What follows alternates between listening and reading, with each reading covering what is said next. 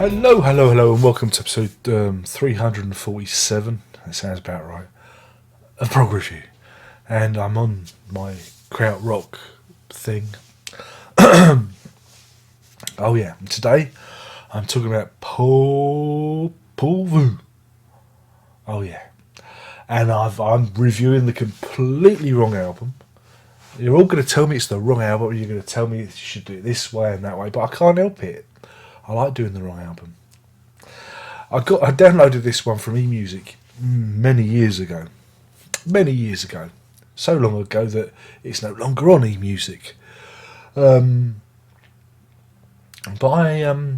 I really dig it, man. It's Aguirre. It's a soundtrack album to Werner Herzog's film Aguirre, Wrath of God. But if you've seen that film, it's a very good film. It stars the legendary Klaus Kinski, the guy with the crazy eyes, very, very good movie, a very good director, very good actor, very good soundtrack. Oh, everything's very positive today, isn't it? So, excuse me, I've got a bit of a sore throat and a cold, so if my voice isn't as mellifluous as usual, then you know why. So it's a soundtrack album. Again, it starts off, the opening track is kind of voices and stuff. Oh dear, here we go, trying to describe instrumental music. I might as well just flog myself for you, flagellate myself. Be a lot fucking easier than trying to describe instrumental albums. So the film was released in 1972, so the soundtrack must have been recorded in before 1972 or around that time. So, in the band chronology, it was something that they did. Something they did early on.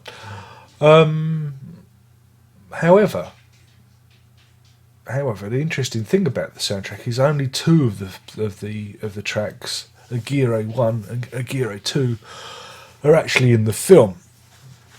Do you know that? Wikipedia told me. Because I don't know what I'm talking about. Honest, don't come here for information. Don't expect me to educate you. Cool. I'm just here to pull faces. So there are only two tracks from the film on there, but the rest of the stuff is it's suitably ambient and progressive.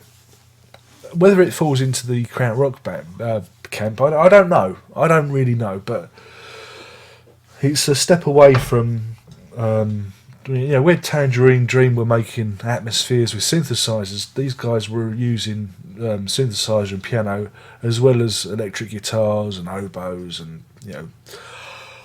African percussion. So that makes it a very interesting prospect. One of my favourite tracks on it is Morgengruß 2. Because it has this lovely lilting 12-string, I think it's a 12-string guitar. Sounds like a 12-string guitar, played by Daniel Fischelsche. Of course, the main driving force behind the album is the late Florian Frick. There's a new album.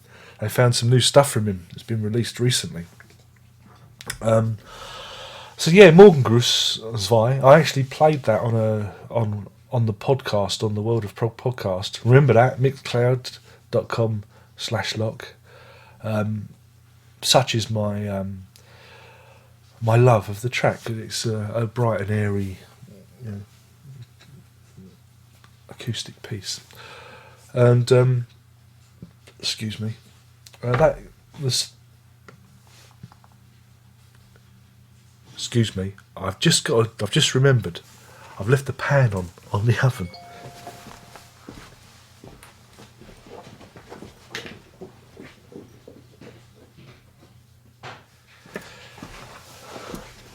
That was silly of me. I should have remembered. Don't ever leave a pan on the stove.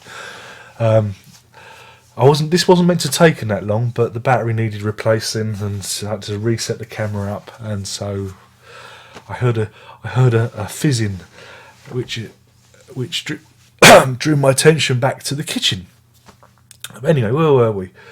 Yeah, so Morgengruss has this lovely guitar phrasing, and that follows on to Aguirre Zwei, which is very, again, very nice. This is very nice, genteel music. The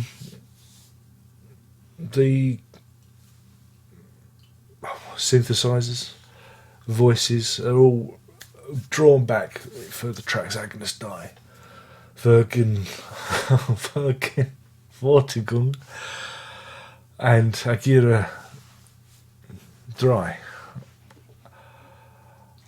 I mean, again, so it is. I mean, it says it's a soundtrack. It is and it isn't. It's half a soundtrack, but it's. I mean, I quite like it. It's again, it's an ambient work. It's quite removed from some of the other ambient pieces. It's more organic.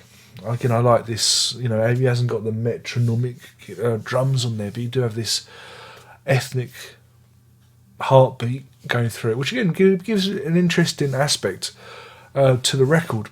Also, the use of guitar. You know, it's not like Noi or anything like that. It's quite different. I like this album a lot. It presses the right buttons, if you know what I mean. So yeah, like I said, when eMusic had a number of Popol Vuh albums for download, I nabbed a couple of them. Like I said, a later period, but that's what we do. And I'm sorry, I'm not spending the budget on any more albums. But yeah, I mean, I do recommend you check this one out. It's a nice introduction to the band. Not necessarily as krautrock as one would expect, but purely for the atmospheres, because there are some good atmospheres on this album. That's the best way of describing it. And it's not, even though it's a soundtrack, it's not cinematic. It's not something you wouldn't necessarily think it's a soundtrack album, such as the music. It's more intimate than that. You know, because some soundtrack albums can be, you know, expansive and this works very well as a standalone piece. Yeah, so that's that. My name's been Darren Locke. I've been talking about Aguirre, which was the 7th album from Popol Vuh. Yes. In terms of a rating, I'm going to give this a 4 Aguirres out of 5. That's 4 Aguirres out of 5. Do check out the movie, by the way. I haven't seen it in years. I remember it being it's just Klaus Kinski and his eyes, and he was a crazy guy, wasn't he? But yeah, Werner Herzog's a one as well. So yeah, do check that album out, and do by all means tell me how wrong I'm doing this, because I'm not actually responding now. I'm giving up with the comment section. It's obviously not acting in the way I want it to be. I want it to be feedback rather than you telling me how wrong I'm doing this. It doesn't interest me. Or you trying to second guess me. Doesn't interest me. Like I said, I want to hear your feedback. I want you to hear your opinion of this album or this music, not what you're using it for. So that's that then. Only one more thing to say, apart from, I'm Darren Locke and all that cobblers, and that is Prog on.